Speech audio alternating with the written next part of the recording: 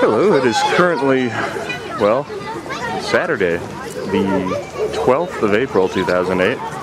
Stacy and I are now in Istanbul. We'll be here for today and tomorrow. It's a brief trip. We arrived last night.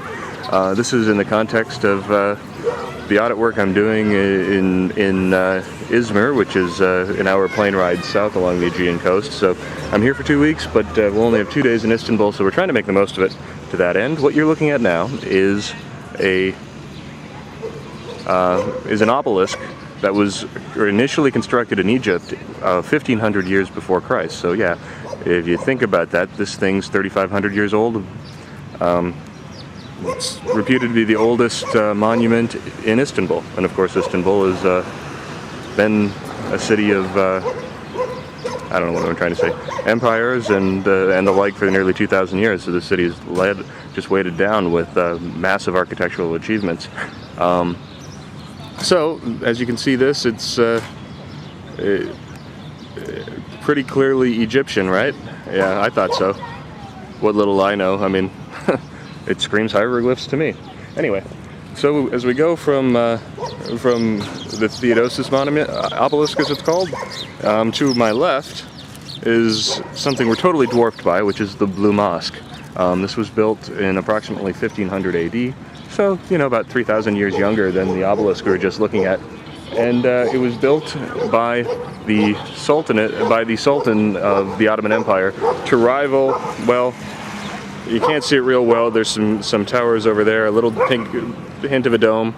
The Hagia Sophia, built by the Christian Emperor Justinian in 500 AD. So anyway, there's just way too much to tell. But anyway, I want to get to one last story about the Blue Mosque, because we had a very entertaining taxi driver on the way here.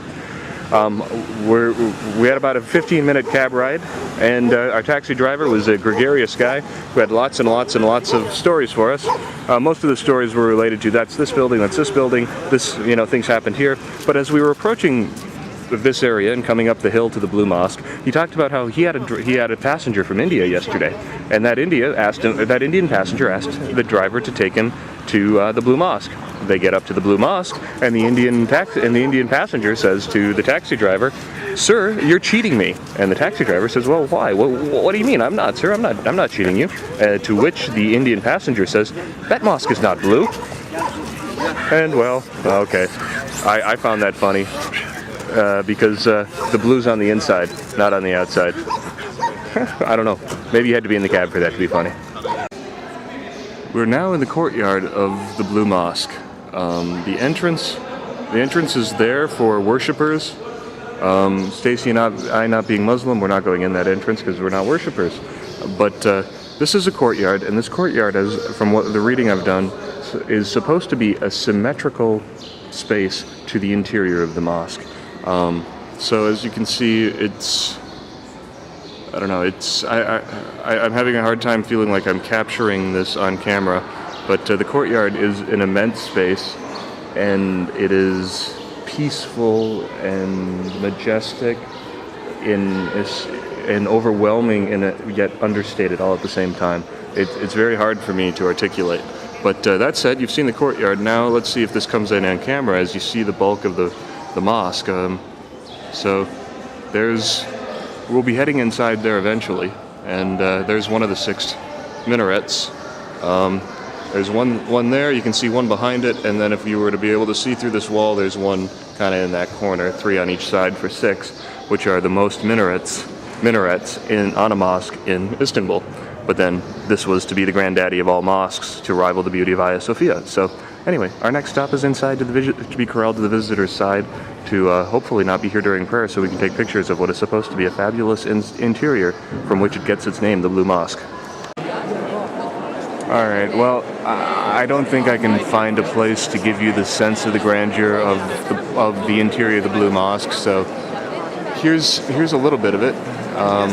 This is the crown at the top of the dome on the interior. It has got to be a good 200 feet up, and I'm zooming in to give you a little sense of the intricacy of the tile work. As you can tell, the luminance of this place is brought forth by the stained glass that's centered around these domes as they're built on top of each other. And I don't know, this place is pretty breathtaking. And I know the lighting isn't working for this camera to give you a really good sense of the tile work, but let's try a little bit. It is stunning, no other word. So here's the ground floor, and you can just see the way the light, the tile work the stained glass creates diffusion of the light to give this an ambient glow. I don't know, all I can say is I hope you're enjoying the Blue Mosque. I know Stacy and I have, and I am feeling much like in Prague that there's absolutely no way this camera is giving you the experience I'm having standing here. Alright, let's go take two. We left the Blue Mosque, and we left the Blue Mosque because Stacy's camera battery died. It turns out her camera doesn't have a meter that shows you if it's at 100% or 50% or 20%. It simply says good until it says, oh, your battery's low, we're going to shut down soon, you better be careful and turn your camera off. Of course, that's the way I interpret the signal. I'm sure it says something very different. And so right now we're wandering around the Beyoğlu neighborhood, which is the new part of Istanbul. And if you cross this, it's not the Bosphorus, I can't think of what river that is. That's old Istanbul over there. And you can kind of tell because if we zoom in a bit, there's a, this city, as the very humorous taxi driver told us, there's 2,500 mosques in Istanbul, and there's many significant ones. So of course we're not going to see all 2,500. If we see two, it'll be a small miracle. Anyway, we're in search of a tea house, which was described as a must in our indispensable Lonely Planet guidebooks. The problem, of course, is Lonely Planet has a street name that the map I have of Istanbul doesn't share, and as I walk down the street that is perpendicular to the street name, of course, I don't see the street name that Lonely Planet says should be there. It's not the first time that's happened with these maps, unfortunately. So as we were wandering around, going up and down streets, we found this this little place with a patio. Because we were on the other side of those buildings. We popped out right about there, between two buildings down a narrow alleyway, hoping to find the tea house. We didn't find it, but we got this view instead, and you got a long-winded narrative of why we're sitting in the middle of here, not in Hagia Sophia, which would have been in the next place we went.